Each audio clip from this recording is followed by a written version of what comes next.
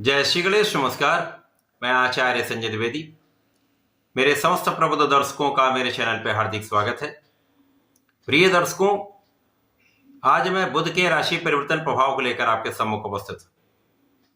युवराज बुध 26 फरवरी को अपनी राशि का परिवर्तन करेंगे तथा वर्तमान कुंभ राशि को छोड़कर मीन राशि में इनका प्रवेश होगा।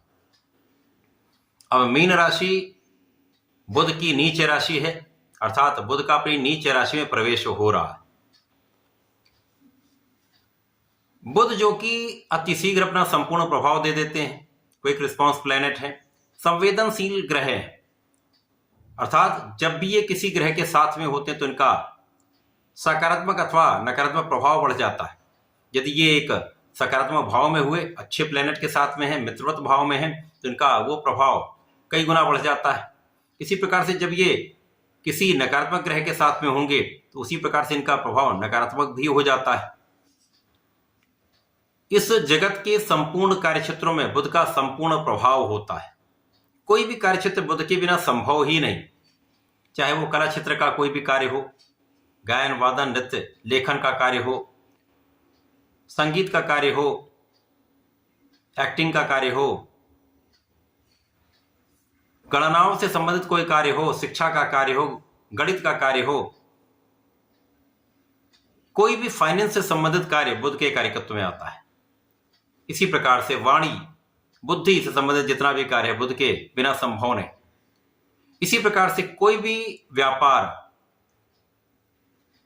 संपूर्ण रूप से बुध का ही है, बुध के बिना कोई व्यापार होता ही नहीं। निश्चित रूप से जब बुध नीच राशि में जाएंगे तो जैसा कि नियम है कि कोई ग्रह नीच का होता तो उसका प्रभाव भी नीच का हो जाता, अर्थात वो निर्बल हो जाता है, उसके कार्यकत्व के भाव में निर्बलता आ जाती है, नकारात्मकता आ जाती है।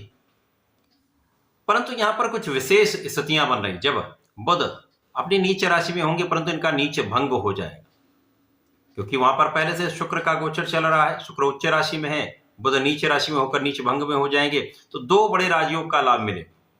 मालव योग का भी लाभ मिलेगा, नीच भंग राजयोग का लाभ मिलेगा तथा इसी प्रकार से लक्ष्मी योग बन जाए। आज मैं सिंह राशि तथा कन्या राशि के लिए बुध के इस राशि परिवर्तन का किस प्रकार का प्रभाव प्राप्त होगा, किन किन भाव वृद्धि होगी अथवा कहीं पर कोई समस्या तो उसका क्या निराकरण, संपूर्ण विश्लेषण मैं पूर्ण तर्क के साथ करने जा रहा हूं। सिंह राशि के लिए बुध का ये गोचर आपके अष्टम भाव में प्रारंभ होने जा रहा है। अब अष्टम भाव जो कि त्रिक भाव है, निर्बलता का भाव है, क्षय का भाव है, जहां पर समस्त ग्रहों का प्रभाव सूर्य को छोड़कर डेप्रिशिएट हो जाता है, उनके कार्यकत्व के भाव में निर्बलता आ जाती है। अब बुध तो वैसे भी बड़े सेंसिटिव प्लेनेट है, यद्यपि यहां पर ये नीच भंग में होंगे, शुक्र के साथ योग में होंगे, परंतु यहां पर राहु भी होंगे। एक नकारात्मक भाव यहां पर ये प्राप्त होगा, दूसरा ये अष्टम भाव है। तो निश्चित रूप से यहां पर बुध जिन जिन भाव के स्वामी वहां पर निर्बलता आई।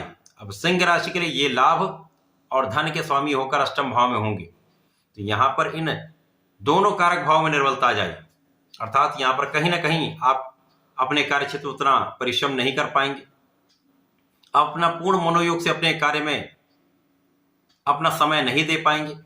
कारण कोई भी हो सकता है, स्वास्थ्य समस्याएं हो सकती हैं, तनाव हो सकता है, मन का डिविएशन हो सकता है।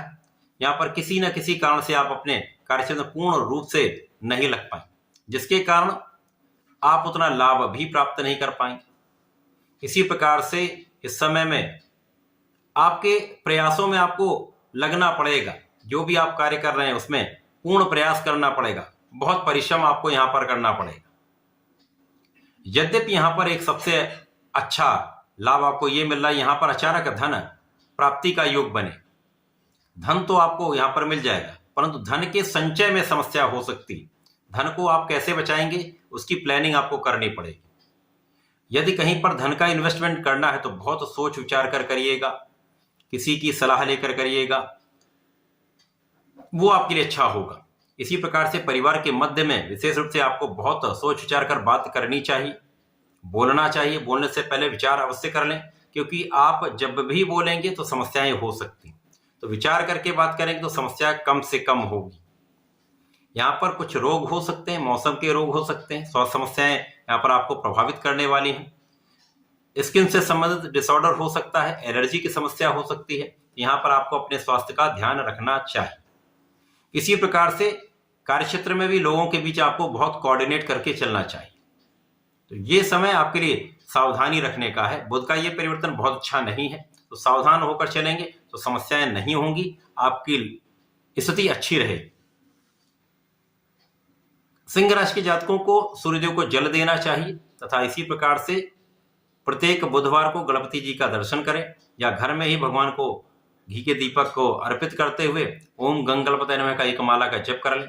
संकटनाशन गणेशोत्तम का एक बार पाठ कर लें, समस्याएं कम हो जाएंगी। इसी प्रकार से भगवान गणपति को दूर्वा का अर्पण कर देंगे तो विशेष लाभ मिलेंगे। इस समय गाय को यदि आप हरा चारा खिलाते हैं तो विशेष लाभ प्राप्त होता है। ऐसा करके आप इन समस्याओं का निस्तारण भी कर सकते हैं, बुध को बलवान भी कर सकते हैं। कन्या राशि के लिए बुध का ये गोचर आपके सप्तम भाव में प्रारंभ हो रहा है। अब सप्तम भाव चूंकि केंद्र का भाव है जहां पर समस्त ग्रहों का प्रभाव बढ़ता है। अब बुध यहां पर नीच भंग में होकर राजयोग की भांति आपको लाभ देने जा रहे हैं। आपके लिए ये कर्म क्षेत्र तथा लग्न के स्वामी होकर यहां पर गोचर करेंगे तथा इनकी सीधी दृष्टि का प्रभाव लग्न पर होगा। तो जैसा कि ज्योतिष का नियम है, जो ग्रह अपने राशि को अपने भाव को देखता है तो उसकी वृद्धि कर देता है, कई गुना वो प्रबल हो जाता है। यहाँ पर आपकी स्वास्थ्य समस्याएं कम हो जाएंगी, मन का डिविएशन कम हो जाएगा, आपका तनाव कम होगा तथा यहाँ पर आपकी बुद्धि बहुत तीक्ष्ण रहने वाली, आप बहुत बुद्धिमान रहने वाले, आपकी वाकपटुता आपके लिए श्रेष्ठ काम करने वाली। परंतु यहाँ पर राहु का प्रभाव भी है, तो कभी भी कुछ ऐसा ना बोले जो डायरेक्टली किसी को हर्ट कर जाए। ध्यान रखेंगे तो विवाद भी नहीं होंगे, आपके दिए गए सलाह को लोग मानेंगे भी, आपका प्रभाव भी बढ़ेगा, आपका कौशल भी बढ़ेगा।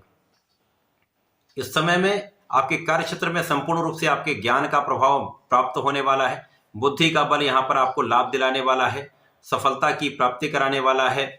इसी प्रकार से इस समय में भाग्य का साथ मिलेगा, परिश्रम श्रेष्ठ होगा। भाग्य का साथ परिश्रम के साथ मिलकर आपको 100% लाभ देने वाला है।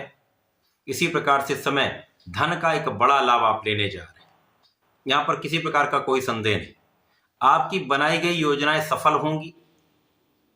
बुद्धि बल श्रेष्ठ है, कूटनीतिक भाव प्रबल है, तो आप समस्याओं का निस्तारण आसानी से कर लेंगे तथा जो आप प्लानिंग करेंगे वो सटीक होगी। सही समय पर सही कार्य आपको सफलता देने वाला होगा। तो यहां पर आपका किया हुआ प्रयास निश्चित सफल होगा। तो आपके कार्यक्षेत्र में आप सफल होंगे तो धन का एक बड़ा लाभ आपको मिलने वाला है।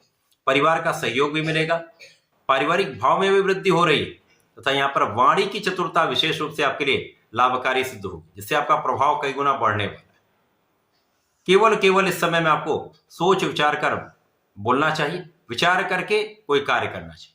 जब भी कोई प्लान करें तो सोच विचार लें, 2-4 बार मंथन कर लें, उसके बाद कोई कार्य करें, समस्या नहीं होगी। अब चूंकि राहु का सप्तम भाव में प्रभाव है, बुध के साथ प्रभाव है, तो यहाँ पर जीवन साथी के साथ कुछ तनाव की स्थिति बन सकती है, मतभेद कुछ हो सकते हैं, कुछ क्लेश हो सकता है। यहाँ पर भी यदि आप कोऑर्डिनेट कर लेंगे, कुछ धैर्य रख लेंगे, संयम रखेंगे, समस्याएं कम हो जाए। लेकिन आपका बुद्धि बल आपको आपके साझेदारी के भाव में विशेष लाभ देने वाला है, अचानक ही प्रगति कराने वाला है, आपको अच्छा लाभ दिलवाने वाला है। तो ये समय बुध का राशि परिवर्तन कन्या राशि के जातकों के लिए विशेष लाभकारी है। लेकिन यहाँ पर राहु का दुष्प्रभाव ना पड़े, इसलिए आपको भी गणपति महाराज की आराधना करनी चाहिए। वैसे तो आपको जीवन भर करनी चाहिए। संकटनाशन गणेशोत्तम का पाठ करना चाहिए अथवा अथर्वशीर्ष का पाठ करना चाहिए। ओम गंग गणपतये नमः का नित्य कम से कम एक माला का जप करें, समस्याएं कम से कम होंगी, लाभ अधिक से अधिक होगा। तो ऐसा करके इसका लाभ लें। धन्यवाद, नमस्कार।